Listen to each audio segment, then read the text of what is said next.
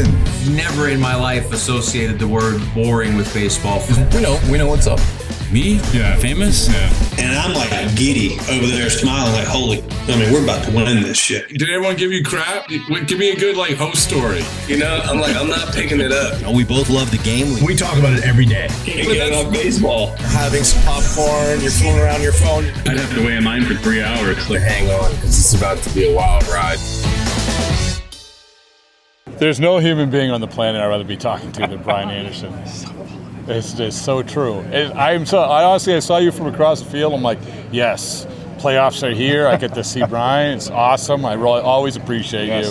And so it's really a simple topic I want to talk to you about. And by the way, I always appreciate you coming on. Of course. Everyone. I'd do anything for a sticker. How about a T-shirt? I wear that T-shirt all the time. Oh, really? That's the most worn T-shirt I own. Really? Actually, I need a new one. Oh, well, I can make that happen. I should have worn it today, and then we could have done this. I can make that happen. It's such a great... What's the company that Swing makes... Juice. Yeah, Swing Juice. So whoever Swing Juice... Yeah. That's a great T-shirt. Now you're just trying to get in there with the No, Swing I Juice. mean it. I love that shit. It's a great T-shirt. It's a good company to get in and on. Well, I was just talking to Tanner Banks, and he said the same thing, and he was like, because he was with the White Sox, and I gave him a black and white. He was like, what? You have red and white? Yeah. Oh, yeah, I have red and white. What color do you want? I can make it happen. No, I want all the colors. Oh, okay, that's fair. Yeah, I'll wear one each How day about of a the hoodie? week. Oh. No, I'm on the T-shirt. Oh, you want a I feel T-shirt? like my hoodie game, because I live in Milwaukee. Yeah. So my hoodie game is pretty strong. Okay, all right, that's fair. But I do like the T-shirts. Hat? Are you a hat guy? I am. I got a bald spot, so I need a hat. I have a whole head of bald. Anyway, sincerely, the conversation we had, I don't know when it was, a couple months ago. Yeah. It was, people loved it, man. And I'm not just saying that. People loved it, and it had nothing to do with me. But I think the combination of you telling the stories about coming up as a broadcaster, but also offering insight to the team, the Milwaukee Brewers, at that time with Pat Murphy and everything, it was so good. But was I right about everything? Kinda, yeah. I think you were optimistic they were good. We'll have to go back and listen to the tape now. I did. It's funny because since then, because I wanted to be educated about Pat Murphy. Yeah. I honestly did, and I was talking to, this is a name drop, but whatever. Driving into Yankees. This is a total name drop more than I think about it. Driving into Yankee Stadium, I was talking to Dustin Pedroia for the entire ride. Oh yeah, they're real tight. Yeah, and so Dustin was like, he's all fired up because he's in Hawaii. He just needs someone to talk to, and but he was like, the Pat Murphy Pedroia dynamic. Yeah. And Murph had Pedroia speak to the team, specifically Sal Frelick, who's a New Englander. Yeah. Grew up, idolizing Pedroia. And he said that because of that, Pedroia said he's become really tight with GM and a lot of people in the organization, which is cool, which is awesome. Yeah. He'll be a consultant one day, I'm sure. Oh, he wants to be more than consultant. Yeah. He's reading. Let's put it this way: he's reading books. Good. He's reading books. Good. He's learned. He's had some good ones with Pat Murphy, Terry Francona, but nonetheless. But anyway, so different topic today. Okay. We're sitting here at Citizens Bank Park. And you're shifting gears a little bit, and then you do this all the time. I know, you're shifting from seeing a team a lot and then going and being dropped into series, important games, and everything else. But I've never done that. I've been dropped into broadcast as the path of least resistance radio. Yeah. But still, for you, what is this like? Take us through what this is like for you in terms of you'll be doing the Phillies Dodgers, right? Mm-hmm. Correct. So what is this like going into this? Yeah, no, there's a different kind of rhythm to it. So I'll start. You have an idea who you may see. Obviously, the Brewers and Phillies got the bye, so I knew last week that it was either going to be Brewers or Phillies. You don't know the opponent yet because the wild card series is yet to unfold. So then you can do a lot of work on. I don't need to do the work on the Brewers because I've seen them. Sure. But the Phillies, I was able to spend a lot of time with the Phillies and do some pre-series work. So then when their opponent is resolved and the Dodgers end up winning in their wild card series, now in these days leading up to it, I'll spend more time on the Dodgers because I've done a lot of Phillies work leading up to. But it's a click in the brain. It's the way you call a game is different. Is it really? It's not the execution of the play-by-play or the ball in play, but maybe the narrative of how you talk about each teams and their perspectives because it's, when I do the Brewers, it's all from the Brewers' perspective. Yeah. And if a pitcher is shutting out the Brewers, it's from the Brewers' hitting perspective, not the pitcher's pitching perspective. So that's kind of like the biggest difference. Obviously, nicknames and the familiarity you have with the team that you cover every day. So I go into these series, it's two teams, it's two perspectives. We gather as much information as we can. We have a lot of relationships. We know a lot of guys, and we spend these days, these practice days, workout days, talking to those individuals and try to get a vibe. Who's doing what? I was just over asking how Trey Turner is, how Alec Boehm is feeling, what's the situation at second base. You kind of know all the hot spots and what their news is, decisions that they're making, and then you just build off of that. And then we get our time with the players, we get our time with the manager. So I wouldn't need any of that if I was the Brewers. If I was with the Brewers, I wouldn't need that because I know all that stuff. Well, one of the things you said was vibes. So you can go through and you're looking at all the numbers, all the stories, everything else, but the vibes are so important, right? Because when you're around the Brewers, you know the vibes. Yes. And I would imagine the days leading up to a series like this is like the talking to people. Am I wrong? I mean, the vibes. Yeah, no, that to me, and the analytics crowd may disagree, but I do like to catch a little bit of for a wild card series winning team, the vibes are good. They're going to come in here hot, feeling good. So for me, a little bit of the story is what did the Phillies do during that week? They sold tickets. They drew 31,000. That's an amazing thing to have an actual game in the middle of this downtime. So now I want to find out, did it help or hurt? Did you feel like you were in a game? So I'm talking to players, and to a man, they're like, yeah, we had the juice, we had the feel of a game. They brought the PA announcer in, the music. The fans, the concession stands were open. Yeah. They put 31,000 in here, and all the money goes to Phillies charities, which is great. So those are the kind of things you're trying to assemble, which will then, once the series starts, now you're into the baseball and the previous game. The first game is always kind of the hardest because you're doing more setup and introducing two teams to a national audience, and that does get a little mundane for the local fan. So if you're a hardcore Dodgers fan, or a hardcore Phillies fan, you've been watching your teams all year, that first game always feels like, I know all this stuff. Yeah. But again, most of the audience is a national audience that hasn't been tapping in every day with the Phillies or the Dodgers. So I'm trying to give a little bit of that bigger picture. This is the path they went on. So part of that is book work. Part of that is just communicating with players and coaches. Part of that is talking to Jeff Rancour, my partner, and seeing kind of where he's at. And, we do a lot of these games on the Tuesday package. Yeah. So we've seen a lot of these teams, and obviously I see them when they come through Milwaukee. But that's a kind of a long answer to you're assembling all of this info, and then as you get to game day tomorrow, in this case, as we speak now, you'll pare all that down. Right. And then you'll figure out when you can place these things that matter, in my opinion, and when you can and when you shouldn't. So here it's always rocking. The crowd is always so the first inning is so loud. Yeah. I hardly even drop any nuggets early. Just some general stuff to be open. Is this the loudest crowd that you do? It's up there. Yeah. I've done so many games here. It's it's like I remember the Roy Halladay no-hitter here. We could not hear ourselves in the booth. Even with headsets on, you could feel just the vibration of the stadium. It's unbelievable. And the other thing is that how things have changed, not only, from, like you said, you've seen these teams, right? Maybe in a couple of weeks or a month ago or 2 months ago, but also from a year ago, talking to Tanner Banks just now, like I said, one of the interesting things he talked about was how their different mindset is compared to a year ago. It was, I guess in synopsis, it was this, we can't just go out and say we're going to do this. Everybody in this clubhouse knows that we have to, internally we have to do it.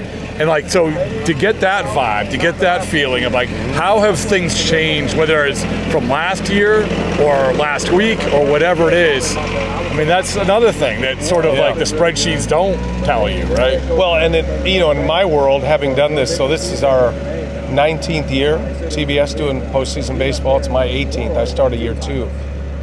the one thing that you have to avoid, at least in my opinion, is the last year discussion. It can be as a matter of record, this is what a certain player did in these moments, and that's good. But as far as the team dynamic totally changes. The Dodgers are a perfect example because they have gone from a platoon-heavy team where everybody's being pinch hit for, moving around, trying to get the best matchup advantage that they have. They don't really have that option anymore.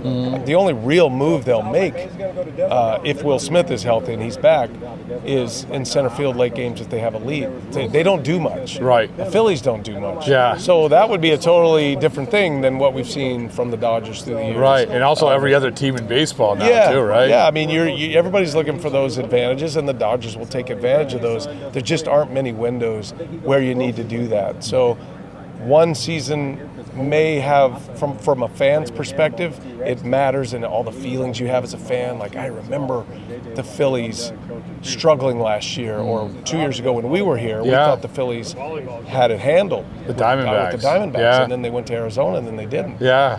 And then they ended up losing in the LCS. So, there's that. I understand the fans' perspective of that. Yeah. Our perspective is, some of that is for historical reference and clips of those individual moments. But generally, it's totally different things. Totally different thing. No, it's such a good point. Yeah. Such a good point. And another thing I would I would like to know. I remember growing up watching Celtics, and Tommy Heinsohn was one of the he went to the CBS, right? It was like, and a lot of people from the opposing place said, oh well, he's really biased toward this team. Yeah. And then people from the Celtics side of things would be like, what's wrong with Tommy? He's a traitor. He's a traitor, right? and that's unavoidable. And I think that's why you guys are so good, because I don't get a sense that you guys get a lot of that. But it is a weird dynamic, right? Oh, for sure. Because local fans are very keen, they're looking for any little thing, right? And they don't hear a lot of the. Again, you listen to your local announcers all year, and I am a local announcer, so I understand the other side of that. For 7 months, you're only hearing it from your team's perspective. Yeah. And then that changes in the playoffs because it's both perspectives. And for me, I remember having this conversation with Vin Scully back in the day, and I said, man, if Vin Scully can he used to get letters, and he'd tell me about the letters he would get of how biased he was against certain teams, what a homer he was for the Dodgers. I'm like, man, if Vin Scully can get that, it's actually an honor, because if people are indifferent and they don't care, then you're not going to get that. Yeah. And I've worked in sports, and I've worked, when I did minor league baseball, nobody cared whether I was a homer or not, or even what I sounded like. Yeah. And it's big now, and it should be that way. It means people care, and the passion, and Phillies fans they'll be all over us. Even though Frank Gore, played for the Phillies, they'll tell him he's a traitor. So, you can't win, but it's okay though. I don't want to win. I want everybody to have their enjoyment, whatever makes them feel better after it goes bad, or feel worse if it doesn't. I always celebrate success. So if your team is having a lot of success by the opponent against, it's going to feel like I'm for the other team, because I'm going to get loud on a Freddie Freeman homer in Philadelphia. And if you're a Phillies fan, that's going to feel like, oh, well, he's a Dodger fan. But you're just the great game of baseball. Celebrating success. Right, exactly. And so the last thing is, you mentioned about the crowd. And the crowd, I've been listening to some calls lately about with the crowd sort of serving as the backdrop music. Sure. And as you say, Citizens Bank Park, from the get-go, I've said this a million times, which is, I don't think I've seen a crowd that tries to enact their will on a game more than this from pitch one. But for you, can you feel that? You get the headset on, and you're dealing with your own thing, but can you feel the different crowds of how you have to play off of that? Yeah. So that typically changes whether the home team is having success versus the road team. So I'll give you one example where the rubber meets the road, and this would happen exponentially throughout all these little moments. But let's say a visiting player hits a home run. Yeah. Okay. So Freddie Freeman homers in Philadelphia.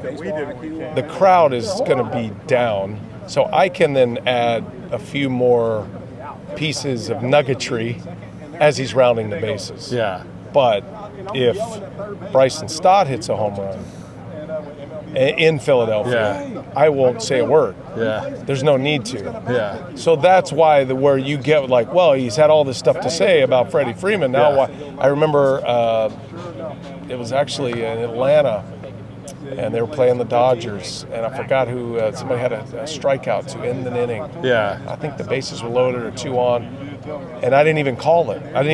Yeah. The pitch happened. It was a strikeout, looking, inning ended, we went to commercial. I didn't say a word.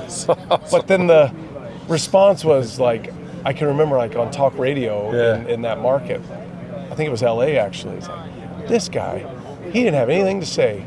He just, he's so happy or he's so disappointed. Really? Either way, it's Really? like, which is fine. Yeah. We get a lot of that.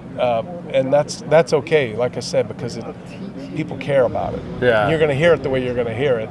And if you need to hate on the announcer to make you feel better about your team's success or lack thereof, so be it. We're here for you. Oh, that's so good, though. I mean, what you did was so good. And I always remember, selfishly, this call in Arizona, where they have this historic comeback. Oh, yeah. And you Baseball's drop not boring. baseball is not Definitely boring. not boring. Definitely not boring. But if going back to, obviously, again, it's a selfish thing where I was so happy. It was like, oh my goodness, thank you. But also, it just merged with the crowd in that park so perfectly, because it was very succinct. And it was also, I'm saying this again, I keep coming back, it's selfish, but it's not. And this is why we do this, is that you're breaking away from like the actual nuts and bolts of what's going on to something that every single person listening could understand. Yeah, totally. And I like, that's why I love your podcast, and the title of it is because you hit on a nerve that has kind of been an unspoken thing. And we all deal with it because we're all baseball fans. And when we talk to our friends that are baseball fans, they're like, oh, baseball's so boring. Yeah. It's like, no, baseball's not boring. Definitely not boring. Yeah. And that was one of those moments where it definitely wasn't boring. And I do try to, like, I try to talk to the broadcasters who do the teams, and I want to make sure you give them something of a narrative. In Milwaukee, they're calling it Magic Brew. Mm-hmm. And I would probably use that in some way, just to acknowledge that. Here in Arizona, when they beat the Phillies, their theme of their team, they were known as the Answerbacks. Yeah. The Diamondbacks, the Answerbacks, because they were down. Mm-hmm. They were down in the season, record-wise. They were down in games. Mm-hmm. They were down in that series, and that was kind of their theme the whole year, the Answerbacks. Yeah. And I said that. That was Steve Berthume's call, and I did it as a little homage to their play-by-play guy. Yeah. And man, I can remember like there were articles written like, Phillies fans didn't like that call. People didn't like that call. That was a homer call. Yeah. It's, again, had the Phillies won, maybe I would have said the high hopes or whatever. I don't know. It's like you're kind of, as the series starts, you're just trying to catch a vibe or a feel of what's taking off. I remember Jock Peterson had the Pearls, and we did a whole bit on the Pearls.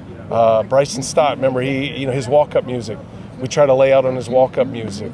Last year in Cleveland, Tom Hamilton is going into the Hall of Fame. So we did a whole homage. We played Tom Hamilton's call of a Cleveland homer. In a replay. Yeah. And people were wondering, well, why don't you play John Sterling's call of a Yankees thing then? Again, it's like you're trying to catch the vibe of the moment. And if there are some detractors, that's part of it, and we're good with that. We're just going to do what we do. Yeah. And to the enjoyment of many and to the displeasure of many. Nah, man, it's to the enjoyment of me. I don't care about anyone else. Thank you. I really appreciate it. Always good to be with you, Rob.